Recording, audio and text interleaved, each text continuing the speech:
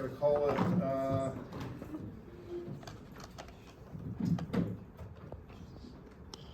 test 2 practice.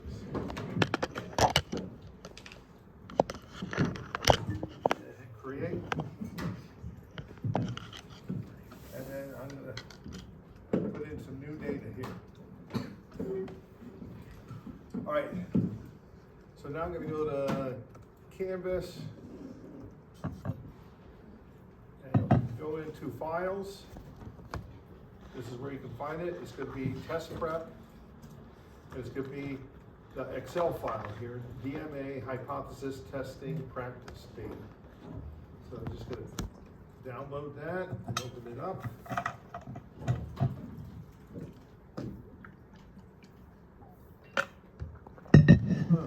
And there it is. All right. Now, when you're copying and pasting this into Engine Room, you have to be very careful and do it correctly, all right? And I'm going to allow you to do this with the test data. So I'm going to open it up that morning, this afternoon on Monday, the 14th of October. All right, so it gives you time so you have the data loaded and saved in Engine Room before you start that. You don't want to do this while you should be taking the test, right? You want to be prepared. So, grab the title of the column and the data. Now, the one on the practice, the one for the practice, for the actual test, it'll tell you what, I think it tells you actually what question number it is and everything else. Make sure you just grab the title of the data and the data, not everything that's there, just the title of the data and the data. And then copy.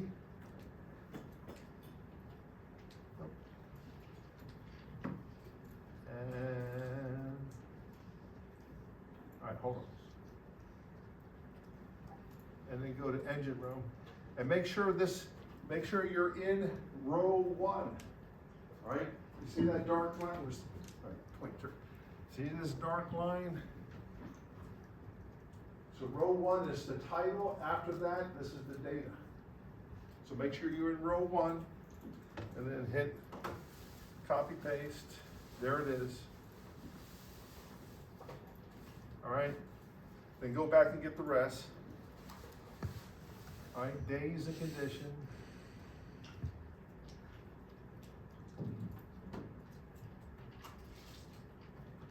Copy paste. Boom. And then weight and feed brand.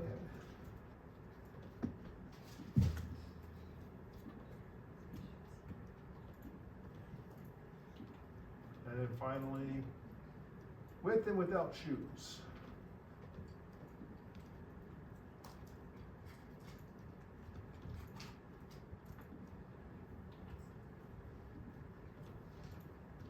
All right, and then save and close. So again, you'll want to do that prior to the test on the 14th. Okay. Now we can click on the data, and there's all our data, right? Notice that numerical data is right justified, and textual data, host, A, with, is left justified. So make sure that if you see the numbers over here and they're left justified, it's recognizing it as text, not data. All right? Make sure you enter the data incorrectly. And that will happen if you put the titles in row 2. It says, oh, that's text. Everything in this column is now text. You didn't enter the data correctly. All right, so save and close again. Boom. And there's our data. So the first one is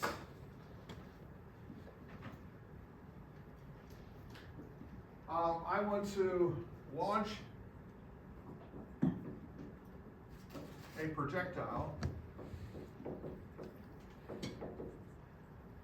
and I measured the initial thrust and the weight of the projectile. And I want to be able to predict the distance that it goes based on those two variables.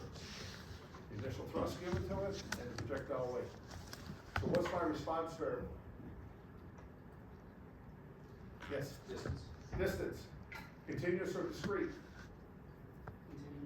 Continuous. What are the two x's? Yes? Initial thrust and projectile weight. The initial thrust and projectile weight. Continuous or discrete? Continuous. What hypothesis test should I use?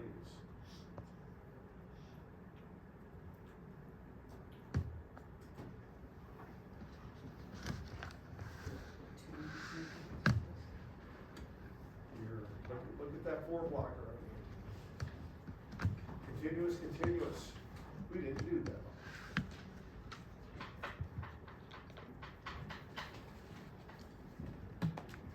Yes? Regression. Simple regression or multiple regression? Multiple, because you got more. Simple regression is 1x. Multiple regression is more than 1. When I was in graduate school, we had 50 x's I had to regress. Yeah. Weeks I spent on that project. All right? So, let's look at this. Let's go to analyze and regression analysis. I need to do multiple regression. Again, simple is 1x, multiple is 2. Logistics regression is when your output is discrete. It was going to happen or it did. Boom, boom. Because you can have binary logistics or ordinal logistics. Don't worry about that, beyond the scope of this course. Just multiple regression. All right. So what is my independent variable?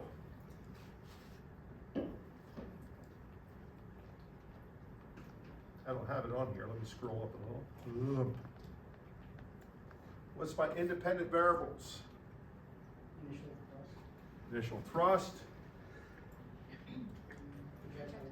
Now notice it doesn't give me what's my response variable yet because I told it I was doing multiple regression. So it's going to say, oh, no, I'm still waiting for another x here. So we did initial thrust and projectile weight. Now it gives me the option, I can put in my response variable. My response variable was distance. And now that I have all that, and again, level of significance 0.05, unless I tell you otherwise, that's what it's going to be. Okay? And hit continue. It's going to work its magic. And this is what I hate about engine. There we go.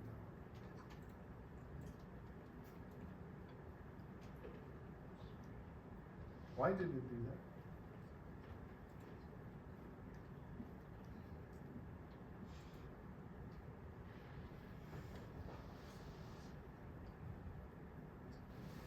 All right, I'm gonna try this again. I hate this stuff.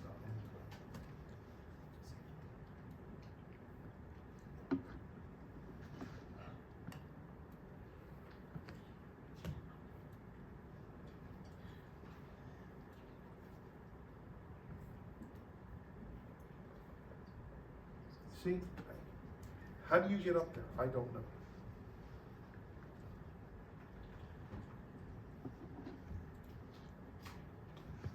All right, let's see if I can get this.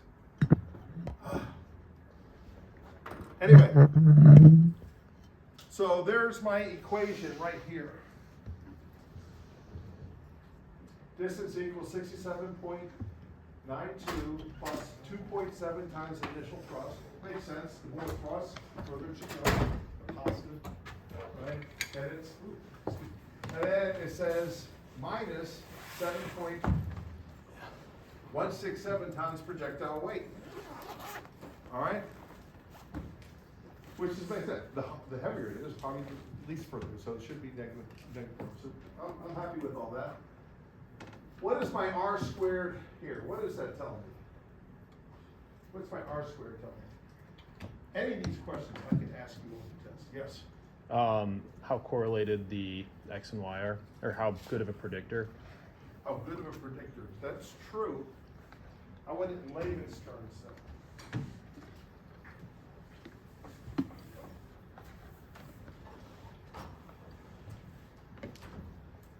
So, and I'm gonna just use a simple regression, 1x. Okay? Because I don't have a three-dimensional board here. But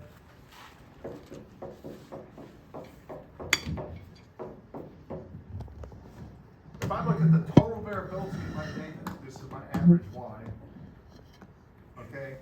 I see this, my data has this much variability. However, if I look down my regression, it only has this much variability. Basically, your R squared is telling you of the total variability I see in this data, how much of it is explained by this model? How much of it is explained by this model up here? So it's saying, of all the variability I see in my data, 87.4% of it is explained by this model. Not too bad. When I was in Corning, I used to regress on the transmission of light through glass and the depth, how much the light attenuated after a certain depth of glass. And my R squareds were above 99.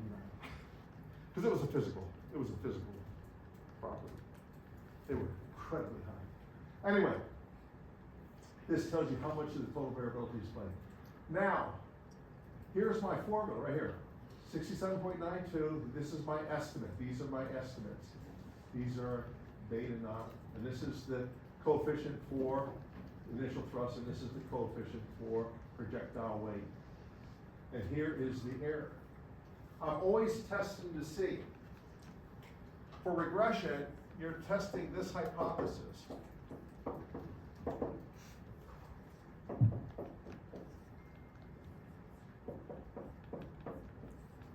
I want to know if the slope is zero. Why do I want to know if the slope is zero?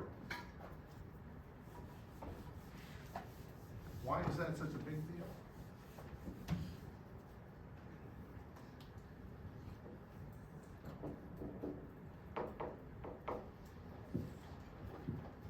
That is the slope of zero, correct? As x changes, what's happening with y? Nothing. So if my slope is zero, that x has no bearing on y. It does not impact y at all. That's why we want to say, is the slope of this line using this x, is it zero? Okay? So I have this t statistic, all right? Which is what I tell you about test statistics. Trust me, you don't need to know this on the exam. The test statistic is what? It's a ratio of what? The difference what?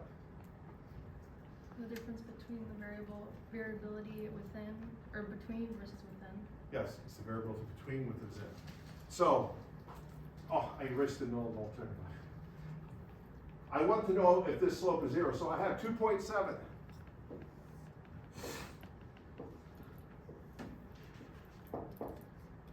Right? And then I look at my standard error. It is 0.8. So I have something like this. But this is the standard error of this coefficient. I'm going to put B1. This coefficient right here. Standard error. So my t statistic is going to be this minus 0, which is just this, divided by my standard error. 0.8637. This all should be reviewed from 20 through 20. As if you had it yesterday. So, anyone have a calculator? What is 2.7 divided by this?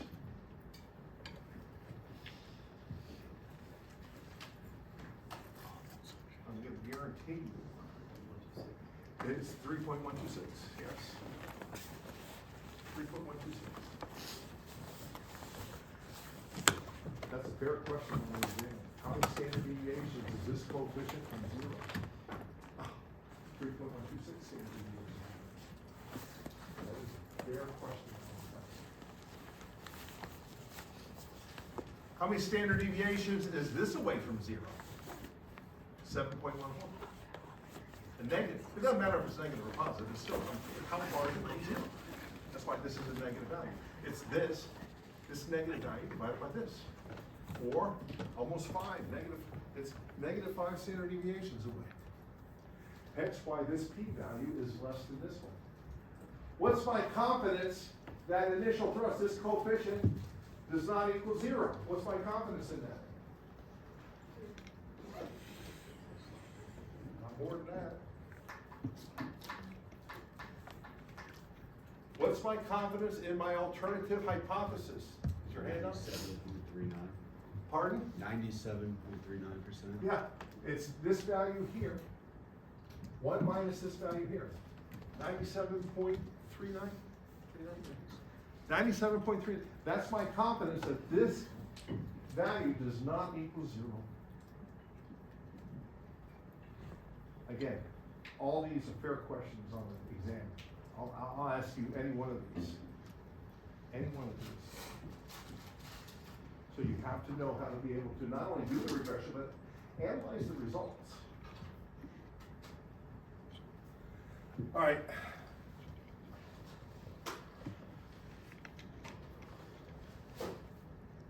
Variance inflation factors. I don't know why it doesn't give me both of them. The initial thrust, it shouldn't give me both X's. I think it does, just gotta scroll down on the left bar. Oh, on the left bar? Yeah, this is what I hate about it. There it is. What is the VIF is the variance inflation factor. What is that telling us?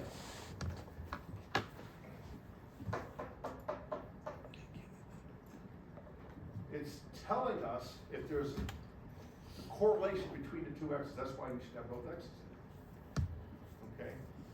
So,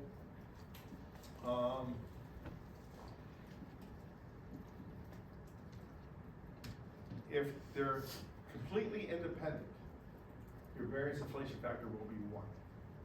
That means these two X's have 0 correlation between them. 0.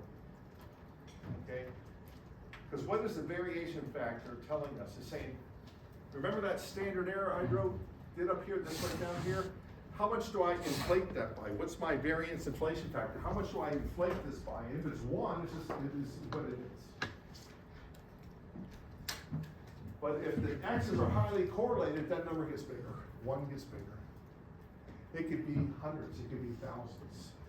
That number could be huge. If it's above 10, if the variance inflation factor is above 10, you have an issue with multicollinearity. Okay? I'll give you an example how this will impact your coefficients. When I was in graduate school, like I said, instructor gave us, we had to figure out the price of a house with all these other variables, 50, okay? The price of the house was my response variable, it's continuous, and all these other variables, some were continuous, some were discrete. 2 of them that were intensely important were square footage of the house and the number of bathrooms in the house, okay? So, unfortunately, the highest correlation I had was between the 2 X's, the number of bathrooms in a house and the square footage of a house, which makes sense. If you have a small house, you're not going to have a lot of bathrooms, right? Likewise, if you have a large house, you're not going to have a bath and a half. You have a 10,000 square foot house, and boom, you a bad man. That's the second half. So, that made a lot of sense. But they were also, because they were correlated to one another, they were the two highest correlated to my Y, my response variable. So I ran a regression analysis. I got some crazy value. So it's like the cost of the house was some constant, I don't know. I'm just making some numbers up here. 100 times the square footage minus.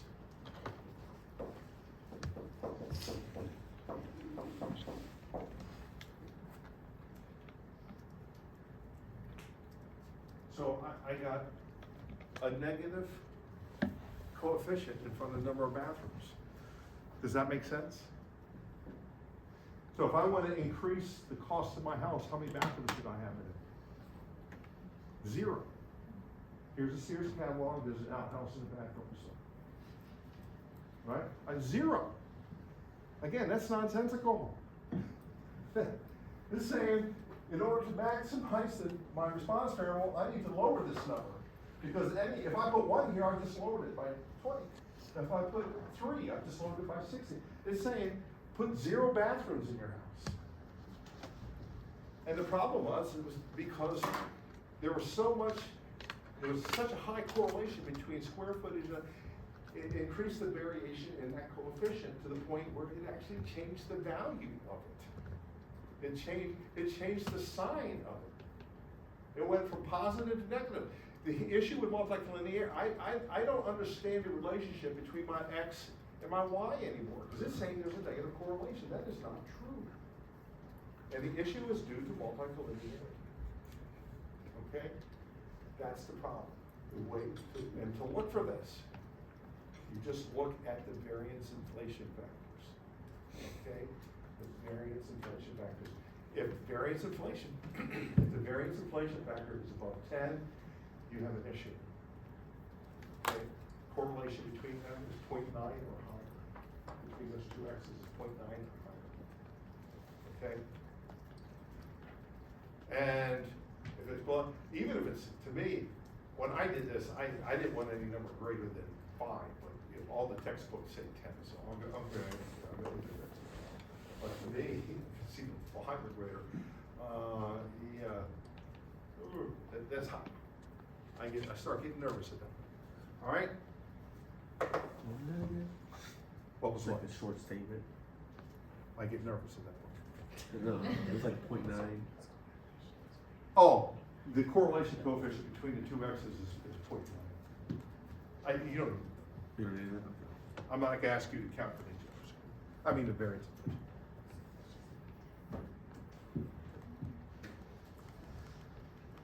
I don't know how to get to the top part. There we go. Close. All right, so that's that one. Again, fair game. Anything that I covered could be on the test. I could ask you how much of the variation is explained by this model. I could ask you how many standard deviations this coefficient is away from 0. I could ask you which variables are important. Again, look at the p-value. If p is less than alpha, that slope is not 0. Okay? Statistically, that slope is not 0. All right? I could ask you about the variance inflation factors. All right. The next one. Boy, this time goes so quick. The next one is, when I was at, covering your ears, Quest Diagnostics.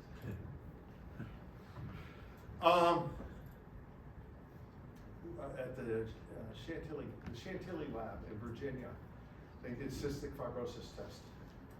And it took them almost 9 days to do a cystic fibrosis test. So, another mass blackout and I were talking with Dr. Vicki Pratt, who led that whole lab there. And he said, well, if you were to walk through this and do this cystic fibrosis by hand, walk one through, how long would it take you? And she said, about 2 days, maybe a little more than 2 days, but right around 2 days. We showed her the data, okay, it's taking close to 9. And you say you can do it in 2. There's a lot of waste in your process here, so she sent the person to the Greenbelt training, and they worked on that project. I was mentoring them on that too. And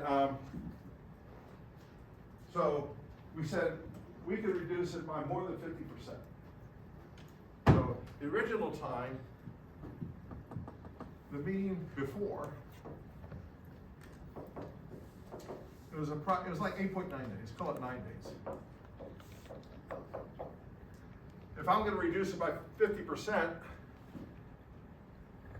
okay, what do I have to drop it by? 4.5. So I want to know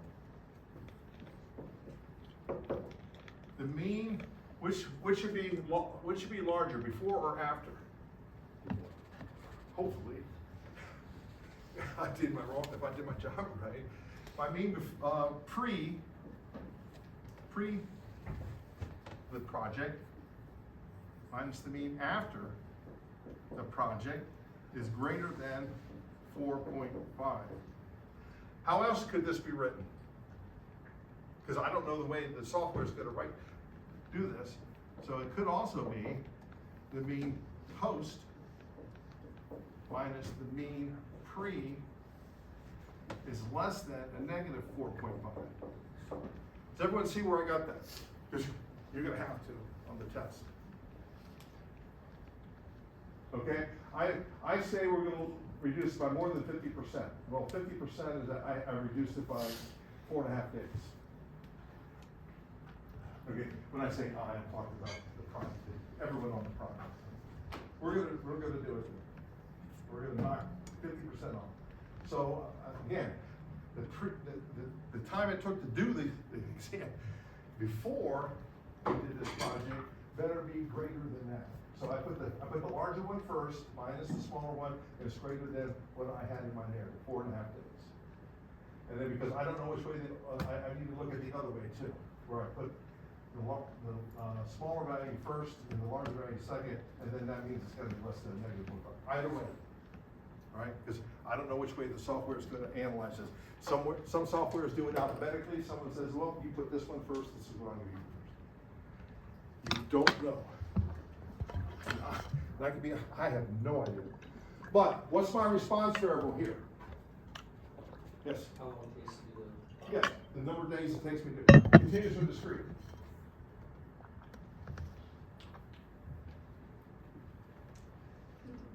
It's continuous, right? The number of days. It's continuous. What's changing?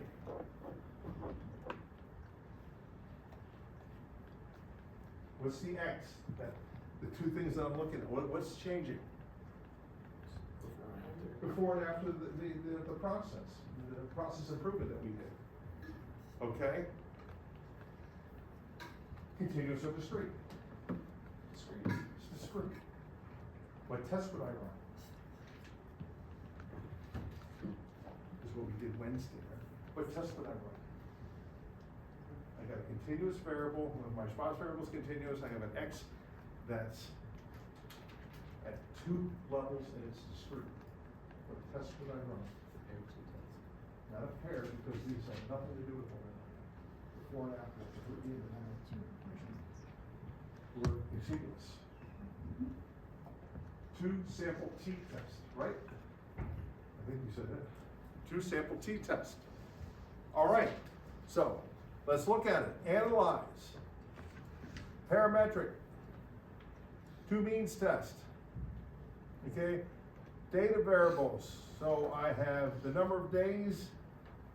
Where am I at? I just went too fast. Oh, there it is. Number of days.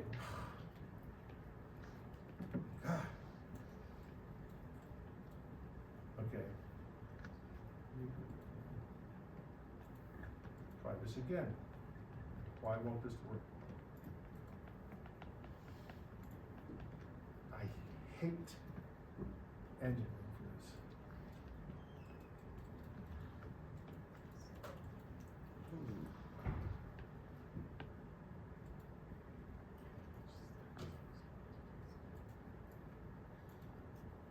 There we go, days. So the data variable, days, and condition. my group variable, why is it that? Just put it in there and shut up. All right, so I wanna know, again, I don't know how it's gonna do, I'm gonna say it's greater than 4.5. I'll have to look at it and see what it does. Hit continue. Alpha is 0.05, and it has, if I look at the alternative hypothesis, it has the mean of the post minus the mean of the pre. So it has this version, right? So I gotta go back. Does everyone see that? Everyone see that? This is what I was talking about the other day when we were talking about this in class. It has the mean of the post minus the mean of the pre. Well, I put the mean of the pre minus the mean of the post in there, so I gotta go back and change that to post minus pre. So I gotta go back and change that. And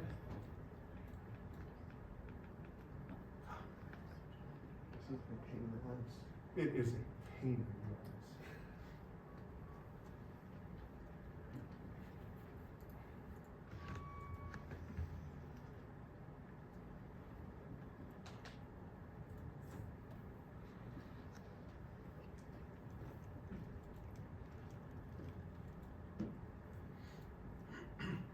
I can't even analyze, just try You to. can click on your study on the right side, the untitled 2 means t-test. Click on the study. Oh, The right, right, right. over here.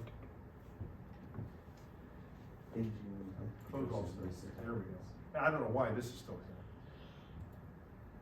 All right, so let's try this again. Parametric, 2 means test. Data variable was days. And condition was the group variable. And then, if I have this, I can move this around, I know that. And I wanted, so now I know what it is, so I went less than, negative, 4.5. And then hit continue.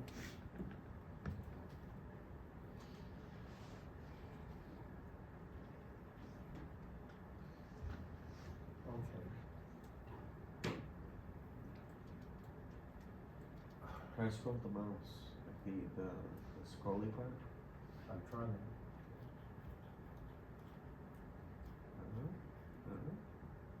Well, I have it right now. The mean of post minus the mean pre, so I don't have to go back and change it, it's correct now. Usually you can go to the top and you can say, you can change, re-enter in your test values, but anyway, it's just being incredibly. So what is my p-value?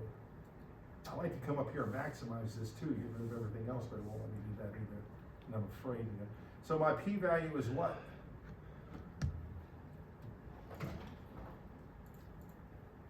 What's your p-value there? 0.0002. 246, that's close enough, times 10 to the negative 6. Micro equals 10 to the negative 6. So I just add 1, 2, 3,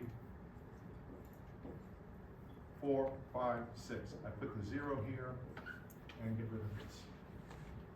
So it's 0.00246. Okay, we all see that? What's my confidence that I was able to remove, or we were able to remove, more than 4.5 days?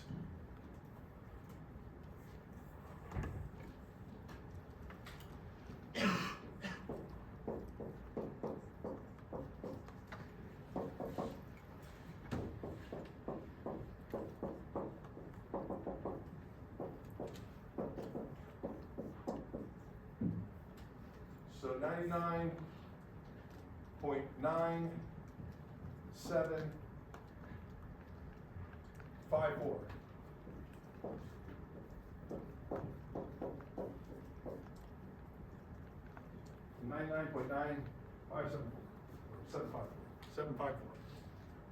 99.9754% confident that we were able to knock off more than that. Okay? Let me try this. This is so annoying. I think you can click and drag anywhere in the study. Yeah, I tried that. All right. I'm just gonna close it. When you close it, just goes over here. All right. That's the p-value. I don't think there's anything else I wanted to talk about there. All right, the next one. I'm afraid to do this now. This is just so bloody annoying. We looked at, we discussed this on Wednesday, where we looked at the weight of chickens after 6 months that we fed them feed, right? Okay, what was my response variable? The weight of the chicken. Weight of the chickens, continuous or discrete? Continuous. And then we had 3 types of chicken feed. That was your X. Continuous or discrete? Discrete. What test did we run? That's an ANOVA. An ANOVA test, okay? So that's this data here, the weight of the chicken and the feed brand. So I want to do analyze parametric, a one-way ANOVA. A one-way ANOVA just means you have one X, and this X here is feed brand. So the dependent variable name is weight, and the group variable is feed brand.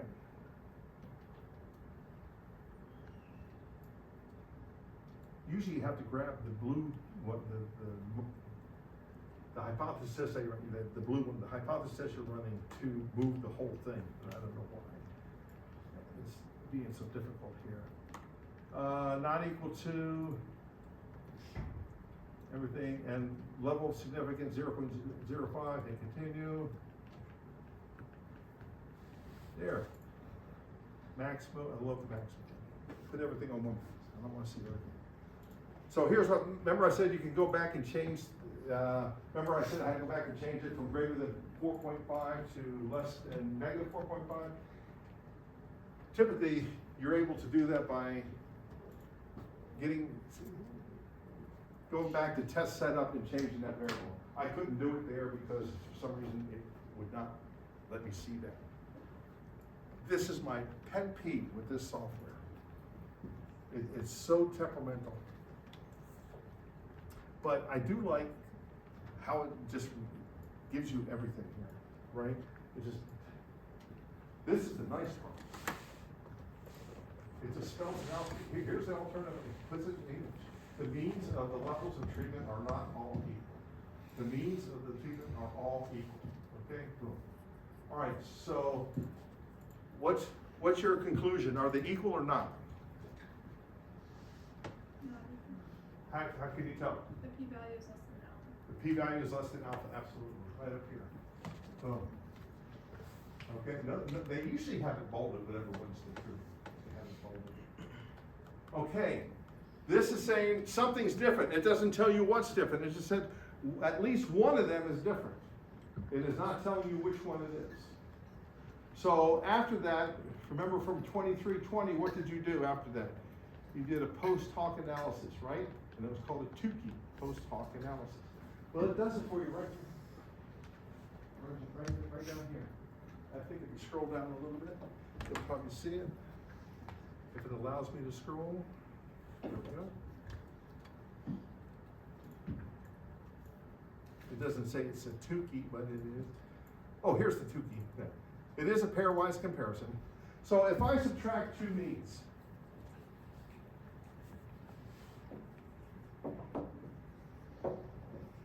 mean of 1 minus the mean of 2.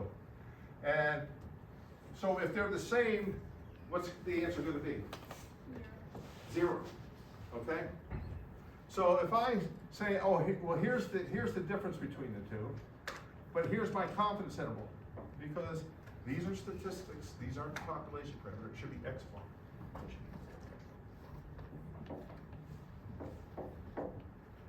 okay?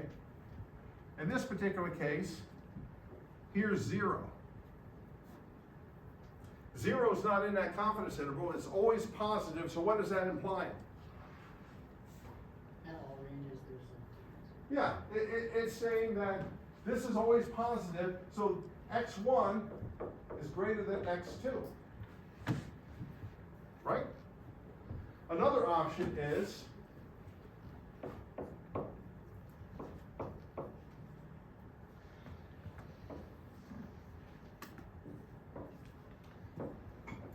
the interval contains, this confidence interval of the difference between the two contains 0.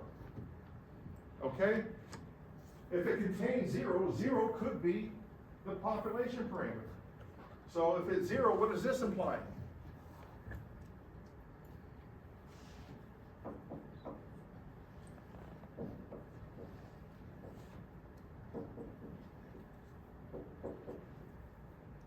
Well, if 0 could be the answer, those could be equal. Okay, the population parameter. And the final one.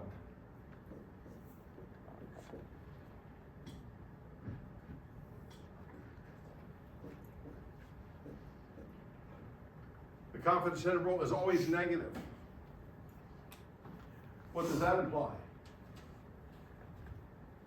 This value is larger than this. So, this implies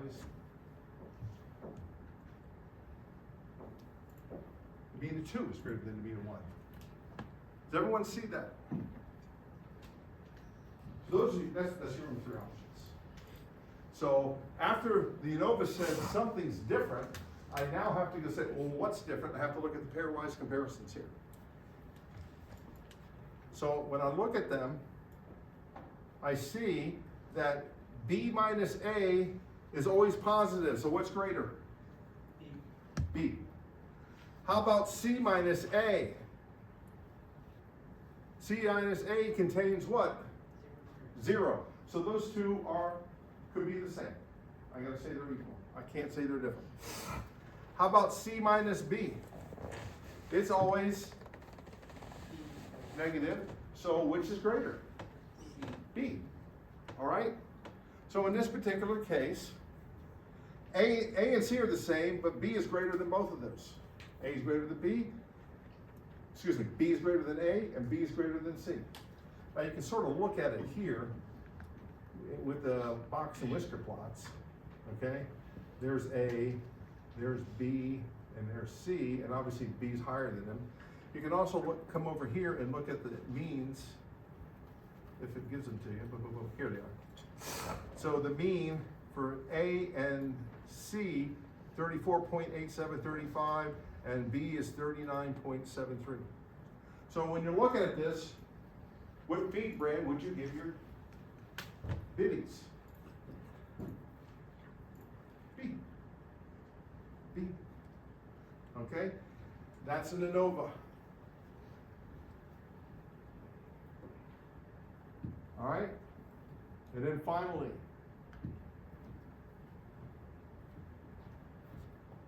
I think we did this, I'll do it one more time for you.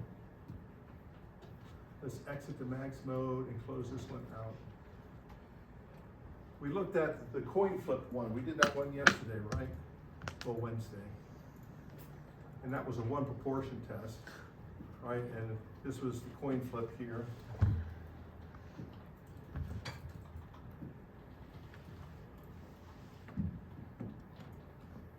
And how many times it come up heads? And then we flipped it 10 times, it came up heads 8. All right, you can continue. And then we wanted to know, is it not equal to, and the proportion side, if it was a fair coin, okay, should be 50% heads, 50% tails. Okay, so this is correct, you don't have to change anything here, hit continue. And boom, boom, there it is. So the p-value is greater than alpha, just slightly. Okay, just slightly. So you fail to reject it all. There's not enough evidence to suggest that this is an unfair coin. All right. Last one I want to do. Last one I want to do.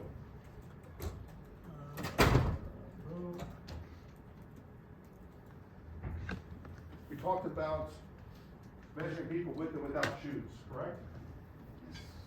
So.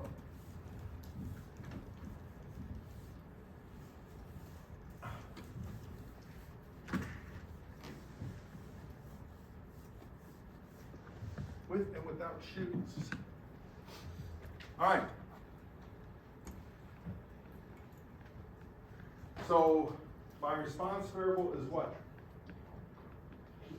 Height, continuous or discrete? Yes, when X is changing, what's the X that's changing? Shoes or no shoes, right? Continuous or discrete? Discrete. What test would you run? Pair t-test, because it's the same person with and without. Highly correlated. Those two data sets, highly correlated. Okay, so we're gonna do a pair t-test. So we go to analyze, and let me get all that down here. Height and shoes without shoes right there. So I'm gonna go to analyze, parametric, two means, paired samples. Boom. So the data variable is height. The group variable is shoes. Boom. And I wanna know, now if I wanna say if you're a half inch taller, so what would my alternative hypothesis be? Are you a half inch taller with shoes than without?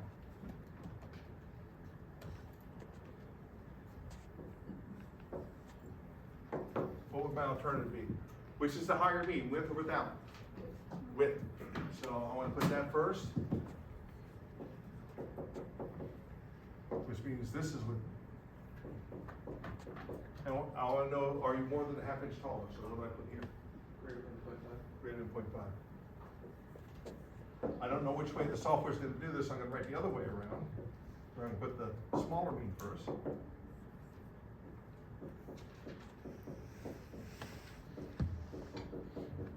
And then I'm going to just change this and make this negative. So either one of those I need. I don't know which way it's going to do it, but we'll see. So I'm going to say greater than, I always like to be positive, 0.5. Okay, alpha 0.05. And then I'm going to hit continue. And there it is again. Oh, you know, if I do work this time, and max mode. All right.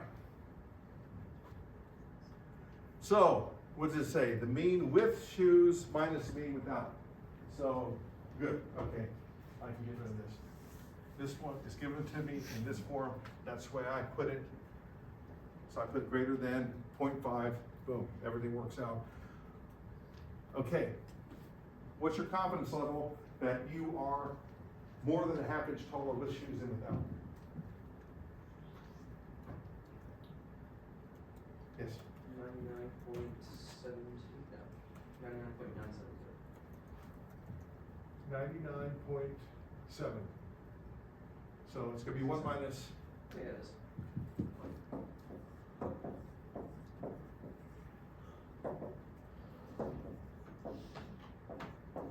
Right? Or on the test, you cannot give me this. Because this is gonna see percentage and it's gonna say, oh, it's text. You know, we talked about that the other day. You have to give it to me in numerical form, not a percentage form. Because it's gonna say, if you give it to me in percentage form, it's gonna mark it wrong. So, if you give it to me like this, that's not the right answer. Okay, because that's a percentage. They won't even accept it if you put percentage here because it's gonna say that's a text and I'm looking for numerical answer. You have to put it. Any question on that?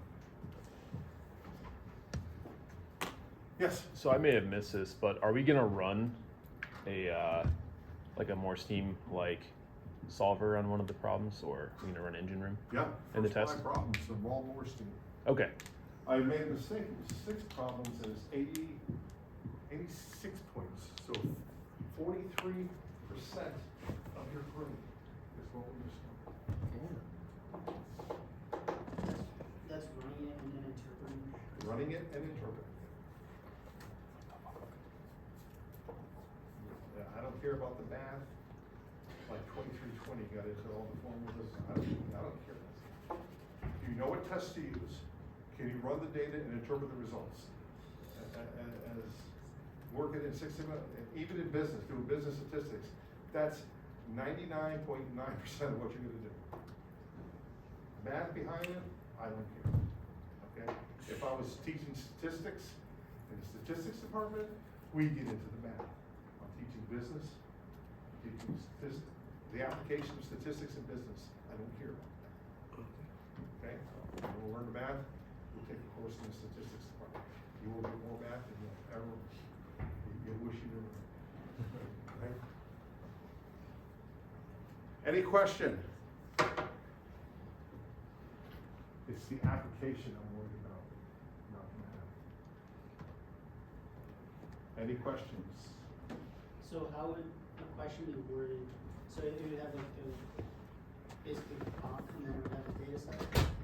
You'll have the data set, like I said, I'll make the data set available to you that Monday, 14th, probably around lunchtime.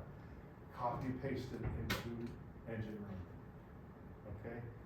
Copy and paste it to Engine. I have a data set out there, but it's not the right one. I'm gonna make changes to it.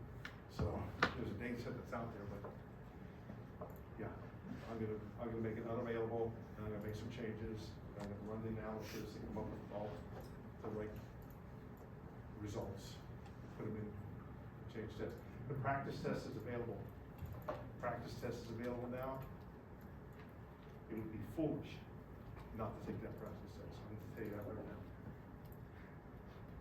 Yeah, it would be foolish not to do it. And there are some examples where I'm using this data set. Like I said, I lowered it by 4.5 days. One of the practice test questions says, what happens if I lowered it by 5.5 days? Okay, and like this one right here, it says, are you more than 3/4 of an inch tall? So you're going to use the same data set, okay, that I just used here. That's in where I got it. Right, it's under files, prep, test prep, and it says, you know, the practice data right there. It's available to you. I showed you that when I started with that. Copy and paste it into Engine. And practices. So you can do it without the video. You can do it without the video. And then I would practice it once or twice a day after that, just to keep building that muscle memory. Because you want to get through those questions. You should be able to get through those questions in 5 minutes. You should be able to get through those first 5 questions. Should take you 1 minute. The data you already have downloaded, the questions there, boom. It's just boom, boom, boom, boom, boom. Unless you have an issue like I have with and What if we have an issue like you have? raise your hand.